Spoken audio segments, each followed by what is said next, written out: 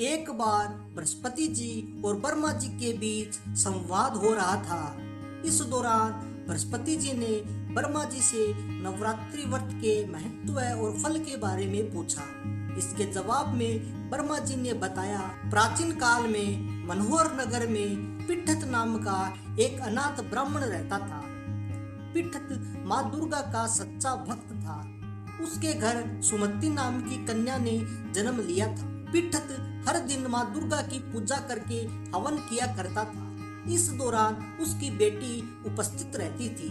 एक दिन सुमति पूजा के दौरान मौजूद नहीं थी। वह सहेलियों के साथ खेलने चली गई। इस पर पिठत को गुस्सा आया। उसने पुत्री सुमति को चेतावनी दी कि उसका विवाह किसी कुष्ठ रोगी या दरिद्र मनुष्य के साथ करवाएगा। पिता की ये बात सुनकर सुमति आहत हुई और उसने कहा, हे पिता, आपकी जैसी इच्छा हो वैसा ही करो। जो मेरे भाग्य में लिखा होगा वही होगा। सुमति की ये बात सुनकर पिठत को और ज्यादा गुस्सा आया और उसने पुत्री का विवाह एक कुष्ठ रोगी के साथ करा दिया। इसके साथ ही पिठत ने अपनी पुत्री से कहा कि देखता हूँ भाग्य के भरोसे रहकर क्या करती हो। पिता के कटु वचनों से आहत अपने आप को कोसने लगी और अपने पति के साथ वन में चली गई। गरीब बालिका की ऐसी स्थिति देखकर माँ भगवती प्रकट हुई और कहा कि मैं तुम्हारे पूर्व जन्म के कर्मों से प्रसन्न हूँ। इसके साथ ही माँ भगवती ने सुमति से वरदान मांगने को कहा।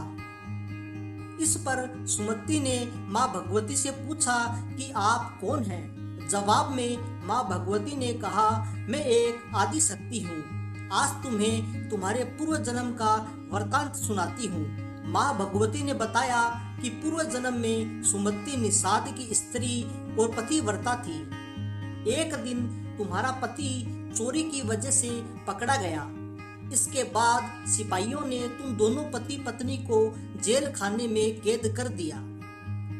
तुम दोनों को जेल में भोजन भी नहीं दिया और न ही जल दिया। तुमने नवरात्रा के दिनों में न तो कुछ खाया और न ही कुछ पिया। इस तरह 9 दिन तक नवरात्रा का व्रत हो गया। माँ भगवती ने आगे कहा कि तुम्हारे उसी व्रत के प्रभाव से प्रसन्न होकर मैं तुझे मनोवांछित वर देती हूँ। तुम्हारी जो इच्छा हो सो मांग लो। माँ भगवती की ये बात सुनकर सुमति ने कहा, हे माँ दुर्गे, मैं आपको प्रणाम करती हूँ। आपसे विनती है कि मेरे पति के कुष्ठ को दूर कर दीजिए। माँ भगवती ने ब्राह्मण की बेटी की इच्छा पूरी कर दी। इसके बाद सुमति ने माँ भगवती की आराधना की। ब्राह्मण की बेटी की आराधना से खुश होकर माँ भगवती ने कहा कि तुम्हें उदाल्य नामक अति बुद्धिमान, धनवान, कीर्तिवान और जितेंद्रिय पुत्र होगा। इस वरदान से खुश होकर सुमति ने माँ भगवती से नवरात्रि के व्रत की विधि और व्रत के फल की जानकारी मांगी। इस पर माँ भगवती ने बताया कि चैत्र या अश्विन मास के शुक्ल पक्ष की प्रतिपदा तिथि से 9 दिन तक व्रत रहे। अगर व्रत नहीं रख सकते तो एक समय का भोजन करें। घट स्थापना करने के बाद वाटिका बनाकर उसको हमेशा जल से सींचना चाहिए। विधि अनुसार पूजा करने के बाद पुष्प से अर्घ्य देना चाहिए। इस दौरान घी, गेहूं, शहद, खांड, जौ, तिल, बेल, नारियल, कदम और दाख से हवन करें। गेहूं के हवन से लक्ष्मी की प्राप्ति होती है। खीर एवं चंपा के पुष्पों से धन की और बेल के पत्तों से तेज व सुख मिलता है। माँ भगवती ने बताया कि बिजोरा के फल से अर्घ्य देने से रूप की प्राप्ति होती है।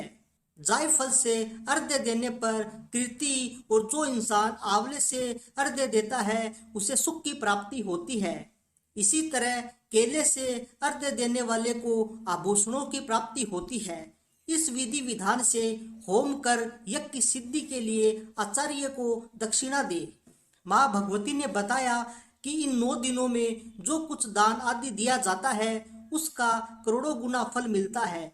ब्राह्मण की बेटी को विधि और फल बताने के बाद माँ भगवती अंतर्ध्यान हो गई। तो दोस्तों ये थी आज की कहानी। उम्मीद करता हूँ कि आप लोगों को ये कहानी पसंद आई होगी।